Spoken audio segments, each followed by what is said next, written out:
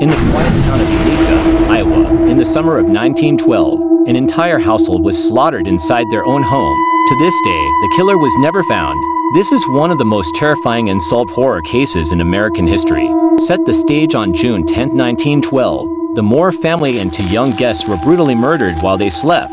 The weapon? An axe, found inside the house. The victims? 8 lives, including 6 children, bludgeoned beyond recognition. The details: the crime scene was like something out of a nightmare. Mirrors and windows were covered with cloth.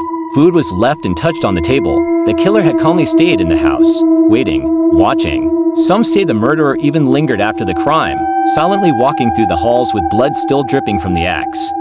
The horror deepens. Neighbors reported seeing shadowy figures around the house days before. Some swore they heard whispers and footsteps, even after the police arrived. But when investigators searched for clues, every lead led to nothing. Suspects were questioned, even tried in court, but no one was ever convicted. The haunting legacy more than a century later, the Villisca Axe Murder House still stands. Visitors claim to hear children's laughter echoing through the rooms, doors slam shut on their own, and shadowy figures appear at the foot of the beds. Paranormal investigators call it one of the most haunted places in the United States. Outrow. Closing mystery: the question remains, who entered that house in the dead of night? Why were mirrors covered? And why did the killer never strike again? The Villisca Axe murders are not just an unsolved case. They're a doorway into America's darkest horror.